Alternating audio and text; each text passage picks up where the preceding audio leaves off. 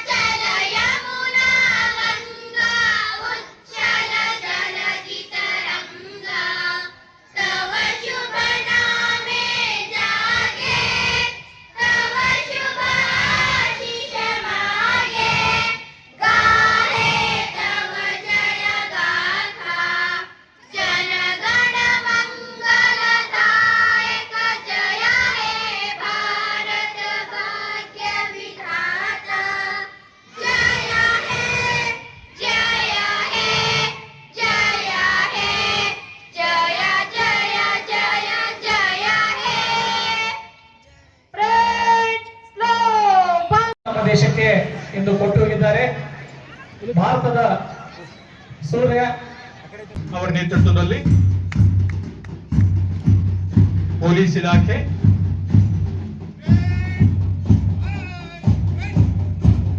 Home guard, ಸ್ಥಳೀಯ BPM ಪ್ರೌಢಶಾಲೆಯ band set ನೊಂದಿಗೆ ಅವಶ್ಯಕತೆ ನಮ್ಮೆಲ್ಲರಲ್ಲಿ ಕಂಡು ಬರ್ತಾ ಇದೆ. ದೇಶವನ್ನ ಒಗ್ಗಟ್ಟಾಗಿ ಇಡತಕ್ಕಂಥದ್ದು ಬಹಳ ಮುಖ್ಯ. ದೇಶವನ್ನು ಹೊಡಿತಕ್ಕಂಥದ್ದಲ್ಲ. ದೇಶದಲ್ಲಿ ಭಿನ್ನಾಭಿಪ್ರಾಯನ ತರ್ತಕ್ಕಂಥದ್ದು ಬಹಳ ಸರಳ. ಆದ್ರೆ ದೇಶವನ್ನ ಒಂದುಗೂಡಿಸಿಕೊಂಡು ಹೋಗ್ತಕ್ಕಂಥದ್ದು ಬಹಳ ಕಷ್ಟ. ಇದನ್ನು ನಾವೆಲ್ಲರೂ ನೋಡಬೇಕಾಗಿದೆ ಅನ್ನುವಂಥ ಮಾತನ್ನು ಈಗ ಹೇಳಿದೆ. ಅದು ಕೂಡಲೇ ಮುಂದಿನ ವರ್ಷದ ಒಳಗಡೆ ನನ್ನ ಸಂಕಲ್ಪ ಇದೆ, ತಾಳಿಕೋಟೆಯಲ್ಲಿ ಮತ್ತು ಮುದ್ದೇಬಿಹಾಳದಲ್ಲಿ ಗಾಂಧೀಜಿಯ ಪ್ರತಿಮೆಗಳು ಅವಶ್ಯವಾಗಿ ಆಗಬೇಕನ್ನುವಂಥದ್ದು ನನ್ನ ಅಭಿಲಾಷೆ ಆಗಿದೆ ಅನ್ನುವಂಥ ಮಾತನ್ನು ಹೇಳ್ತೇನೆ. ಅದಕ್ಕೆ ನಿಮ್ಮೆಲ್ಲರ ಸಹಕಾರ ಬೇಕು, ಜನರ ಸಹಕಾರ ಬೇಕು. ಅದಕ್ಕೆ ನಾನು ಎಲ್ಲೋ ಒಂದು ಕಡೆ ಆಲೋಚನೆ ಮಾಡಿದಾಗ ಎಲ್ಲೋ ಮರೆಯಾದಿ ಗಾಂಧೀಜಿ ಅನ್ನುವಂಥದ್ದನ್ನ ನನ್ನ ಮನಸ್ಸಿನಲ್ಲಿ ಬರ್ತಾ ಇದೆ.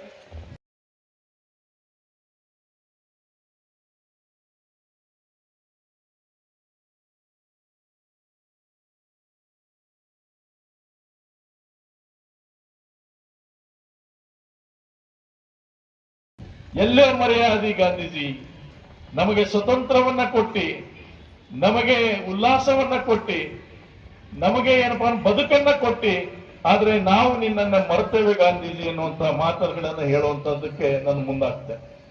ಅದಕ್ಕೆ ನಮ್ಮ ನಾಗರಿಕತೆ ಇದು ಅಲ್ಲ. ನಮಗೆ ಯಾರು ನಮ್ಮ ಗೋಸ್ಕರ ತ್ಯಾಗವನ್ನ ಮಾಡಿರ್ತಾರೋ, ಬಲಿದಾನವನ್ನ ಕೊಟ್ಟಿರ್ತಾರೋ ಅವರನ್ನು ನೆನೀತಕ್ಕಂಥದ್ದು ನಮ್ಮ ಕರ್ತವ್ಯ ಆಗ್ಬೇಕು. ನಾವು ಈಗ ತಾನೇ ಆ ಸಂವಿಧಾನದ ಅಂಶಗಳನ್ನ ಮರುಪಠನೆ ಮಾಡಿದ್ದೀವಿ. ಮರುಪಠನೆ ಮಾಡಿ ನಾವು ಇವತ್ತು ಭಾಷ್ಯವನ್ನ ಈ ದೇಶಕ್ಕೆ ನಾವು ಕೊಟ್ಟಿದ್ದೇವೆ, ಈ ತಾಯಿಯ ನಾಡಿಗೆ ಕೊಟ್ಟಿದ್ದೇವೆ.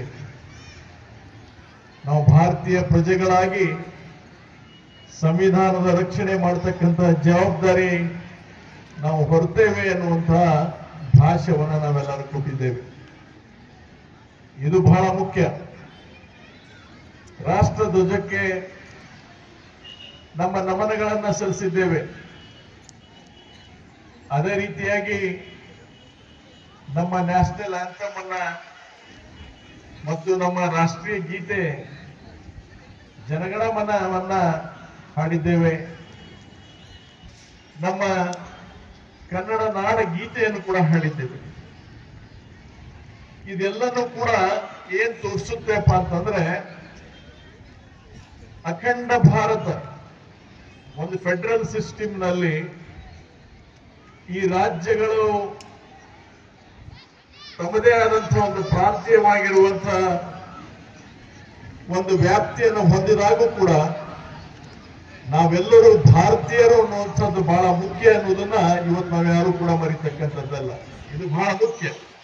ಕೈ ಜೋಡಿಸಿ ಕೆಲಸ ಮಾಡಿದಾಗ ಮಾತ್ರ ತಾಳಿಕೋಟೆ ತಾಲೂಕು ಒಂದು ಮಾದರಿ ತಾಲೂಕಾಗುತ್ತೆ. ಎಲ್ಲ ನಮ್ಮ ಕರ್ತವ್ಯಗಳೇನಿದಾವೆ ಅದನ್ನ ಪಾಲಿಸೋಣ, ಕಲಿಯೋಣ, ಹಕ್ಕುಗಳನ್ನು ಕೂಡ ಪಡೆಯೋದನ್ನ ಕಲಿಯೋಣ ಅಂತ ಹೇಳಿ ಈ ಸಂದರ್ಭದಲ್ಲಿ ನೇತೃತ್ವದಲ್ಲಿ ಹಾಗೂ ಇನ್ನಿತರ ನಾಯಕರ ಸಹಕಾರದಿಂದ ರಚನೆಗೊಂಡಂತ ನಮ್ಮ ಸಂವಿಧಾನ 1949 ನವೆಂಬರ್ 26ರಂದು ಅಂಗೀಕಾರವಾಯಿತು. ಅಂಗೀಕಾರಗೊಂಡಂತ ಸಂವಿಧಾನ ಜನವರಿ 26, 1950ರಂದು ಜಾರಿಗೆ ಬಂದಿತು. ಜನವರಿ 26ರಂದು ನಮ್ಮ ದೇಶ ಪ್ರಜಾಪ್ರಭುತ್ವ ದೇಶವಾಗಿ ಹೊರಹೊಮ್ಮಿತು. ಇಂದಿಗೂ ಕೂಡ ನಮ್ಮ ಭಾರತ ದೇಶವು ಒಂದು ಬಲಿಷ್ಠ ಪ್ರಜಾಪ್ರಭುತ್ವ ದೇಶವಾಗಿ ಮೂಡಿ ಬರ್ತಾ ಇದೆ. ನಾನು ಈ ಸಂದರ್ಭದಲ್ಲಿ ಒಂದೆರಡು ಮಾತನ್ನ ಮೇಲಕ್ಕೆ ಹಾಕಕ್ಕೆ ಇಷ್ಟಪಡ್ತೀನಿ. ನಮಗೆಲ್ಲ ಸಂವಿಧಾನದ ಪರಿಚಯ ಇದೆ. ಚಿಕ್ಕವರಿಂದಾಗಿಂದಾನೆ ಪಠ್ಯ ಪುಸ್ತಕಗಳಲ್ಲಿ ಮೂಲಭೂತ ಹಕ್ಕುಗಳು, ಮೂಲಭೂತ ಕರ್ತವ್ಯಗಳಂತ ಓದ್ಕೊಂತ ಬರ್ತೀವಿ. ಆದ್ರೆ ಏನಾಗ್ಬಿಡುತ್ತೆ ಅಂದ್ರೆ, ದೊಡ್ಡವರಾಗ್ತಾ ಆಗ್ತಾ ನಮ್ಮ ಹೋರಾಟ ಹೆಚ್ಚಿನ ರೀತಿಯಲ್ಲಿ ಹಕ್ಕುಗಳ ಕಡೆ ವಾಲುತ್ತೆ. ಎಲ್ಲರೂ ಏನಾಗ್ಬಿಡುತ್ತೆ ಅಂದ್ರೆ ಕರ್ತವ್ಯಗಳಿಂದ ಅಪರಿಚಿತರಾಗಕ್ಕೆ ಸ್ಟಾರ್ಟ್ ಆಗ್ತೀವಿ ನಾವೆಲ್ಲ.